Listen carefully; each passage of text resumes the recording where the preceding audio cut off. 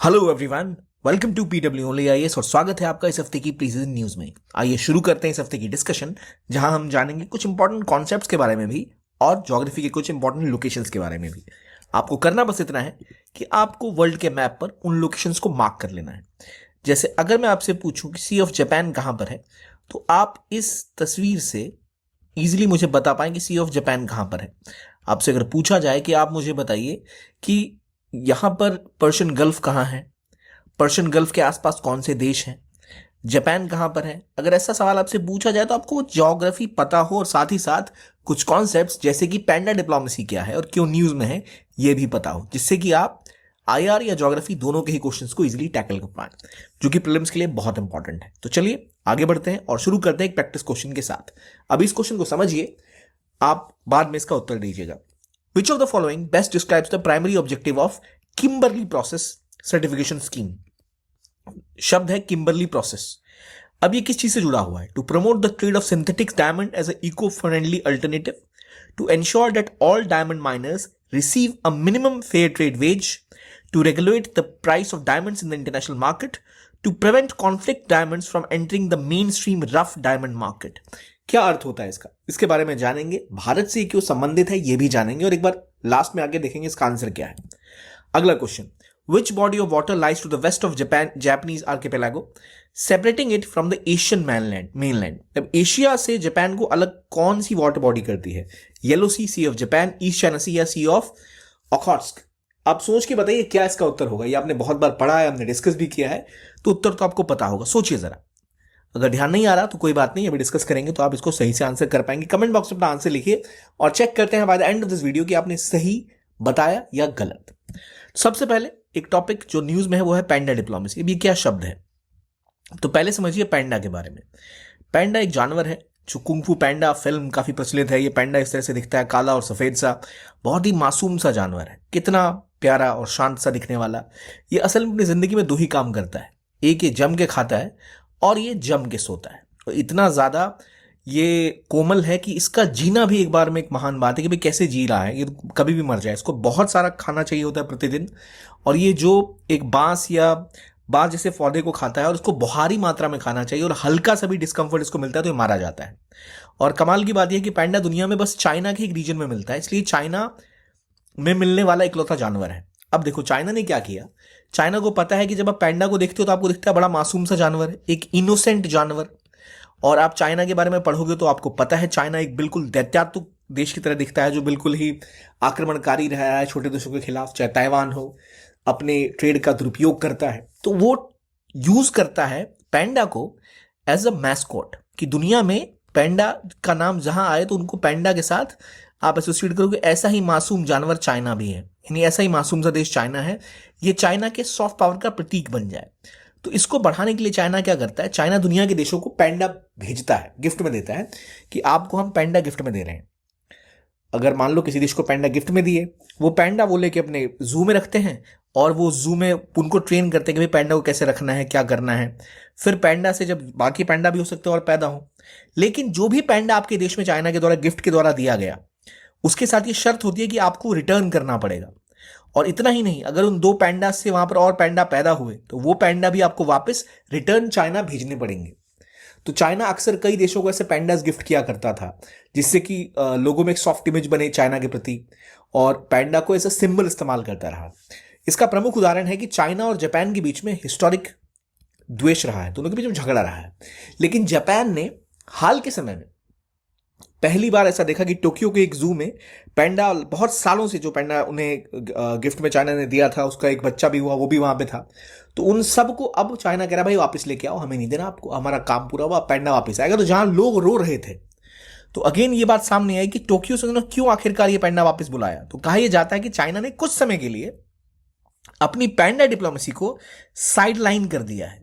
अभी उसका उद्देश्य ये नहीं है कि वो अपनी सॉफ्ट पावर को बढ़ाए, अभी चाइना अपने हार्ड पावर को आगे दर्शाना चाहता है, अपने भुजबल को दिखाना चाहता है कि देखिए हम इतने शक्तिशाली हैं। तो वो अपनी शक्ति का प्रदर्शन अभी करना चाहता है, that is called as hard power, ना कि सॉफ्ट पावर। अपनी इमेज के बारे में काम करने की नहीं सोच रहा। तो वो पैंडा को क्यों बुलाया जापान से इन्होंने? एक तो पैंडा डिप्लोमेसी क्या करती है, चाइना की एक ऐसी डिप्लोमेटिक पॉलिसी है जिसके तहत चाइना अपनी सॉफ्ट पावर को बढ़ाना चाहता है, ठीक है। और चाइना ने क्यों ऐसा कदम उठाया, क्योंकि देखो जापान की जो नई प्राइम मिनिस्टर आई हैं उन्होंने कुछ बड़े बातें बोली। उन्होंने कहा कि ताइवान को प्रोटेक्ट भी करना ज़रूरी है, जापान अपने सेल्फ डिफेंस में और आगे बढ़ेगा, जिससे चाइना को थोड़ा डर सा लगा है। तो वो भी इस ओर इशारा कर रहा है। तो जब आपसे पैंडेट डिप्लोमेसी के बारे में पूछा जाए तो ध्यान रखिए चाइना से जुड़ा हुआ है, क्या है, तो उनकी सॉफ्ट पावर का प्रतीक है।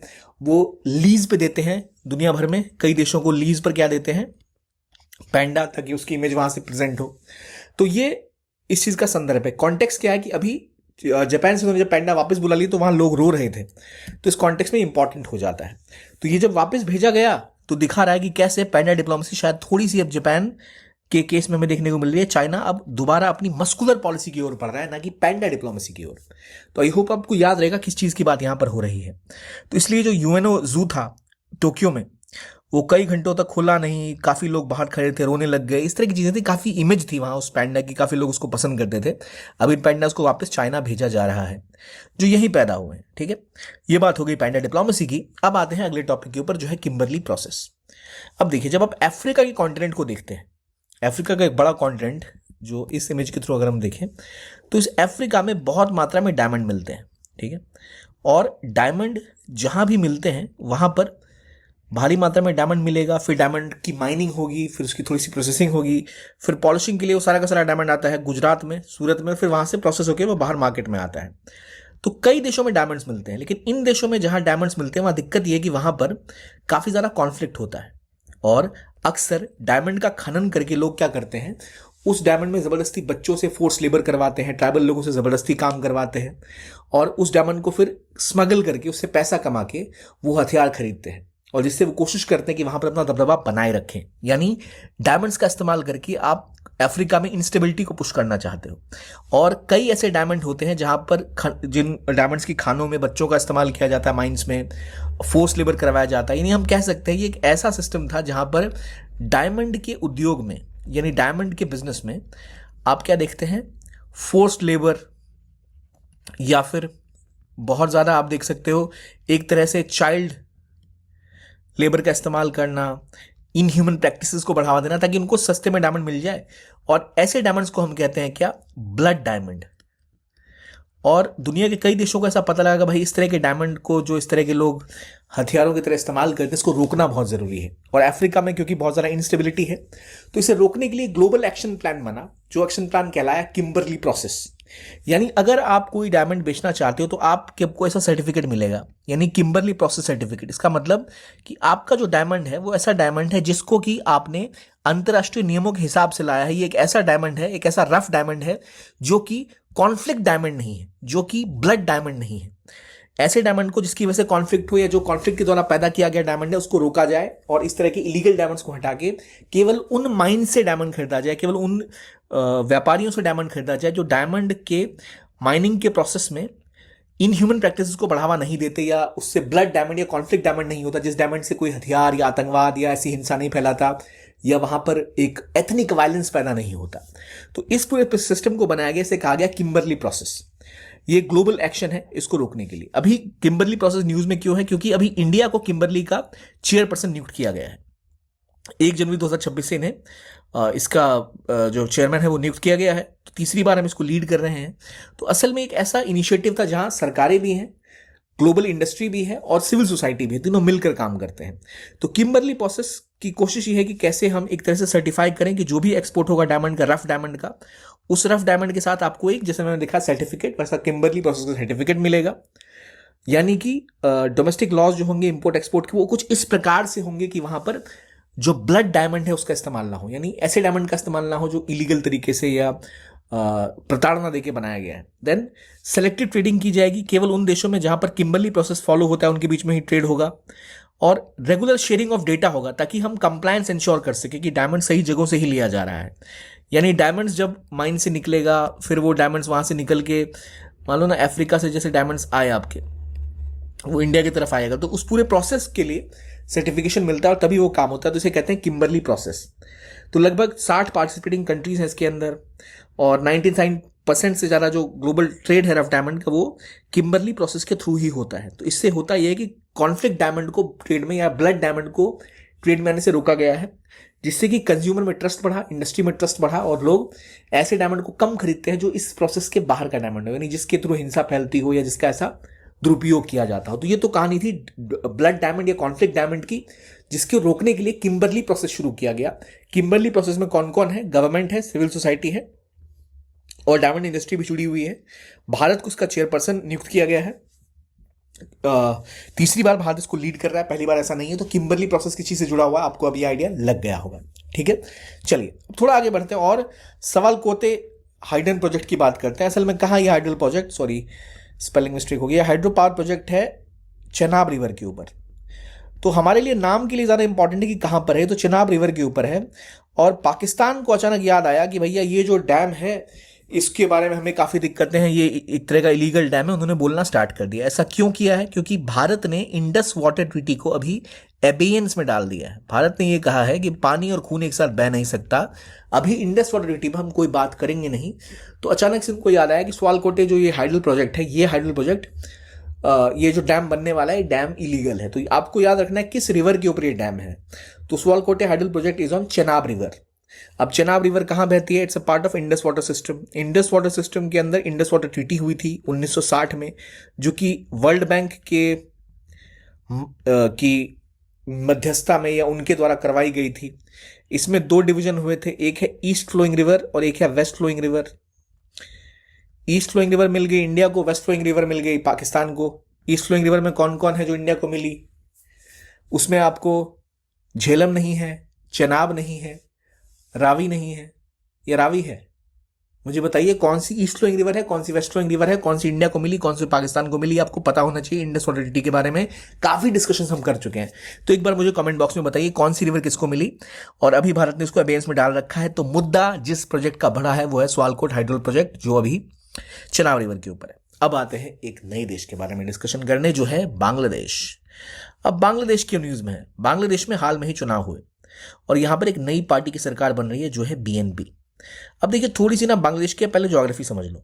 बांग्लादेश आपको यहां दिख रहा है, इसकी अगर आप बाउंड्री को देखो तो इधर इंडिया, ऊपर इंडिया, इधर इंडिया, इधर इंडिया। केवल इंडिया के अलावा एक ही देश है जिनके साथ इनकी बाउंड्री लगती है, वो है म्यांमार। यानी बांग्लादेश के दो ही नेबर हैं, एक है इंडिया, एक है नीचे म्यांमार। और म्यांमार के साथ इनके संबंध कुछ खास अच्छे नहीं है। म्यांमार के साथ इनका कॉन्फ्लिक्ट चल रहा है। कई सारे बांग्लादेशी यहां से निकल के एक समय में आके नीचे म्यांमार में सेटल हो गए थे। वो बांग्लादेशी जो म्यांमार में सेटल हुए, जो बांग्ला बोलने वाले लोग थे, उन्हें कहते हैं रोहिंग्याज। और म्यांमार की जो सरकार थी, वहां की आर्मी, उन्होंने रोहिंग्याज को अपने देश से बाहर निकाल दिया था। इससे रोहिंग्याज को अपना देश छोड़ के बाहर जाना पड़ा, क्योंकि म्यांमार ने की आर्मी ने मानने से मना कर दिया कि रोहिंग्याज उनके लोग हैं। तो रोहिंग्याज बाहर हो गए, वो स्टेटलेस हो गए। तो ये रोहिंग्याज आपने बार बार नाम सुना ही होगा। और अभी हाल तक ये जो यह बाउंड्री दिख रही है आपको, यहां पर एक कॉन्फ्लिक्ट म्यांमार और बांग्लादेश के बीच में होता रहता है, थोड़ा बहुत, बहुत कम स्केल पे, यहां पे भी हिंसा बढ़ी हुई है। तो बांग्लादेश का एक प्यारा पड़ोसी ये भी कोई अच्छा नहीं है। और इंडिया के साथ इनके संबंध बहुत अच्छे थे, क्योंकि अगर आप गौर से देखो, तीन तरफ से भारत से घिरे हुए हैं। तो भारत के साथ अच्छे संबंध होना इनके लिए बहुत फायदे का सौदा है। और इसीलिए खासतौर पर भारत बांग्लादेश के संबंधों को कहा जाता था कि सोनाली अध्याय से गुजर रहा है, जब यहां पर रूल था किस पार्टी का? तो अवामी लीग का। और अवामी लीग की लीडर थी शेख हसीना। शेख हसीना कौन? शेख हसीना डॉटर थी बांग्लादेश के फादर, जिन्हें कहा जाता है शेख मुजीबुर रहमान की बेटी। अवामी लीग की लीडर अभी थी शेख हसीना, वो ही रूल करती थी। और कुछ समय पहले उनके खिलाफ एक पूरा आंदोलन हुआ बांग्लादेश में, उनको बांग्लादेश छोड़ के भागना पड़ा। अभी वो भारत में है शेख हसीना।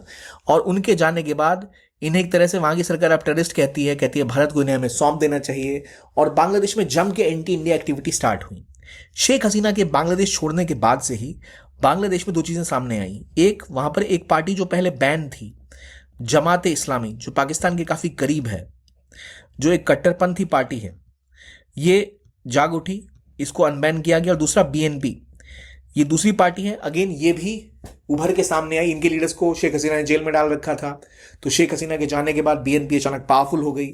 और अब जो चुनाव के नतीजे आए हैं, वहां क्लियर सी बात यह है कि बीएनपी ने ये चुनाव जीत लिया है। 212 सीटें बीएनपी को मिली हैं और जमात इस्लामी को 77 सीटें मिली हैं। तो ऑलरेडी बीएनपी के पास बहुत तगड़ा बहुमत है। और अगर आप पिछले कुछ रिजल्ट देखें तो जब आवामी लीग को पहले 266, 273, 300, 271 ऐसी सीटें मिलती आ रही हैं पिछले काफी समय से।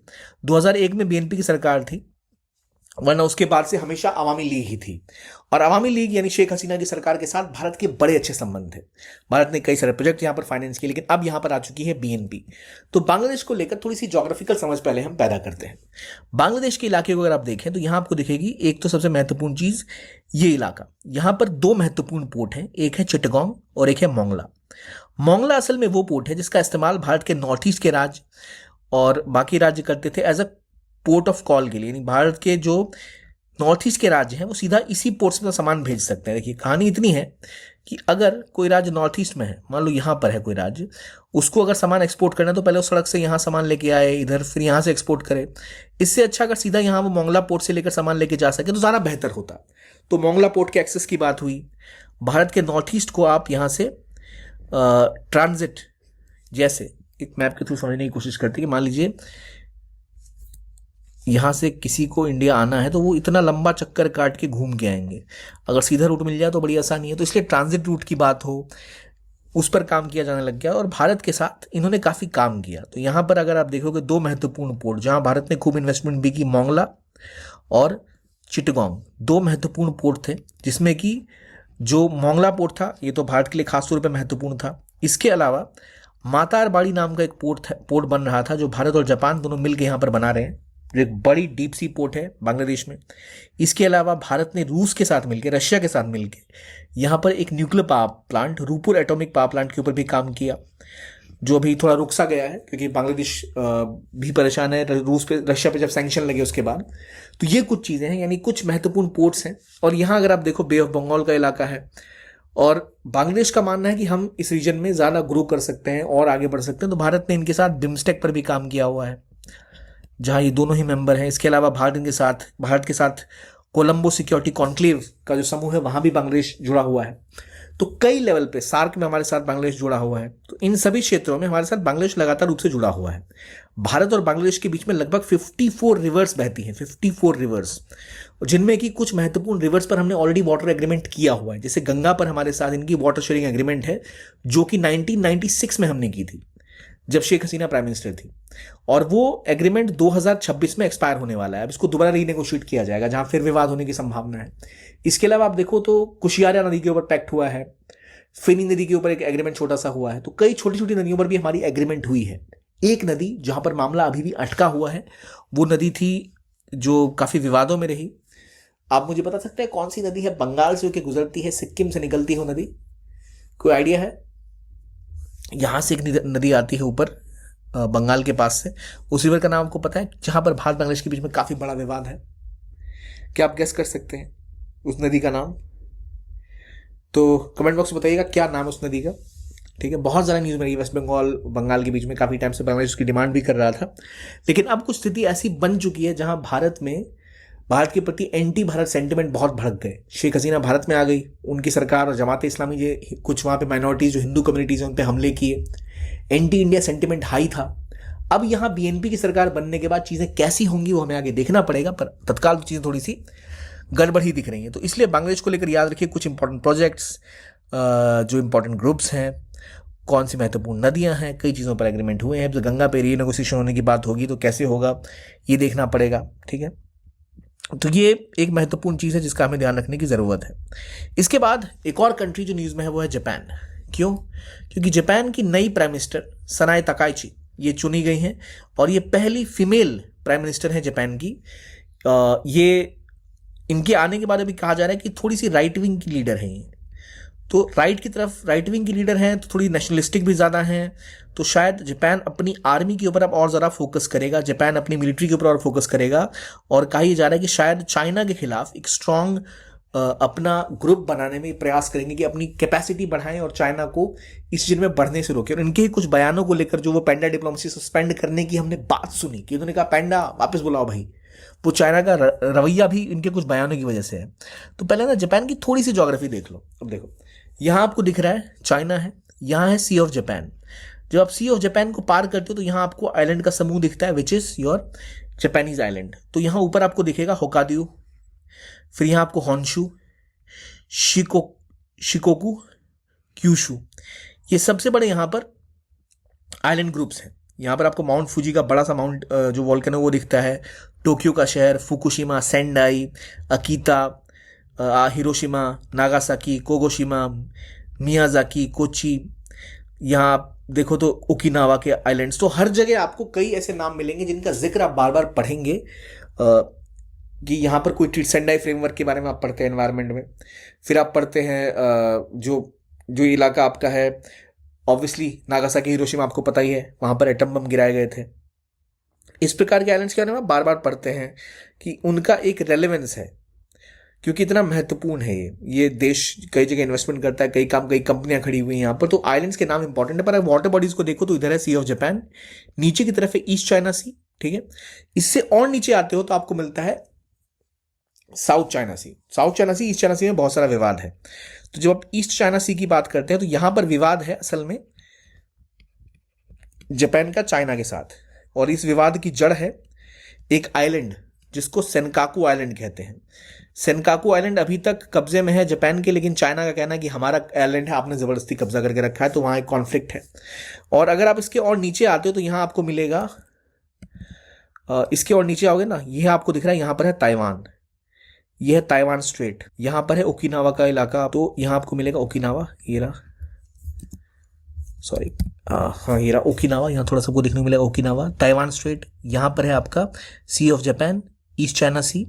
नीचे आप आते हो तो यहाँ आपको मिलेगा साउथ चाइना सी, इधर है पैसिफिक ओशन, और यहाँ जो आप चेन देख रहे हो ये वाली, ये है कुरिल आइलैंड्स। कुरिल आइलैंड्स वो जगह है जहां पर विवाद है जापान और रशिया के बीच में। जापान का कहना है कि भाई रशिया ने हमारे कुरिल आइलैंड्स के ऊपर कब्जा करके रखा हुआ है और ये हमारा आइलैंड है, जबकि यहां पर है, आपने देखा सेनकाकू या दाइयू आइलैंड, जहां पर चाइना और जापान का विवाद है, और इधर आपको दिख रहा है नॉर्थ कोरिया, साउथ कोरिया। तो ये सारे नाम याद रखिएगा, कुछ आइलैंड के विवाद, कुछ महत्वपूर्ण नाम। ओसाका, अगेन ओसाका ट्रैक आप पढ़ते हैं। फिर जो महत्वपूर्ण यहाँ पर नदियाँ, जो इलाके हैं उनके बारे में आप पढ़ते हैं, नागोया प्रोटोकॉल पढ़ते हैं आप, तो ये नाम जरा याद रखिएगा। और रिवर बॉडीज कौन कौन सी हैं, तो अगर आपसे पूछा जाए कि मेजर वाटर बॉडीज कौन कौन सी है, मैं आपसे पूछूं यहाँ अब दोबारा एक बार लाके, तो यहाँ आपको देखिएगा सी ऑफ जापान, देन आगे क्या मिल रहा है आपको, ईस्ट चाइना सी, देन साउथ चाइना सी, ठीक। यहाँ पर आपको ताइवान स्ट्रेट, इधर आपको मिलेंगे कुरिल आइलैंड्स, ठीक है। यहाँ कुरिल आइलैंड्स है, ये कौन से आइलैंड है यहाँ पर ये वाले हिस्से जो देख रहे हो आप रशिया की साइड जाते हुए, यहाँ पर है शैकलिन आइलैंड्स। हमने रशिया के साथ पहले भी पढ़ा था। कमचटका पेनिनसुला कहाँ पर है बताइए मुझे आप। ये है कुरिन पेनिनसुला, यहाँ पर जो आप देख रहे हो, ये है कमचटका पेनिनसुला, जो हमने चाइना के, जब हमने रशिया पढ़ा था हमने पढ़ा था। तो इस तरह से मैप को रिवाइज करेंगे तो इजीली आपको नाम, लोकेशन, सारी चीजें याद हो जाएंगी। तो always look at this map and try to revise it from here. तो अपनी पैंडा डिप्लोमेसी देखी, चाइना का केस देखा, जापान का केस देखा, उनके नए प्राइम मिनिस्टर के बारे में जाना। अब जरा इन सवालों का जवाब मुझे बताइए क्या होगा। तो इसका सही आंसर है D, to prevent conflict diamond from entering the main stream rough diamond market, ताकि ऐसे विवादास्पद डायमंड्स का व्यापार कम हो सके। और दूसरा, आप कोशिश करते हैं कि आप इसको देखें तो सी ऑफ जापान इसका सही आंसर है। तो ये है आपका इंपॉर्टेंट आंसर क्वेश्चन के। आई होप आपको अच्छा लगा हुआ सेशन। देखने के लिए बहुत बहुत धन्यवाद। Keep on watching PW only IAS. आपकी कोई सजेशन है तो कमेंट बॉक्स में लिखिए। देखने के लिए धन्यवाद। Keep on watching PW only IAS.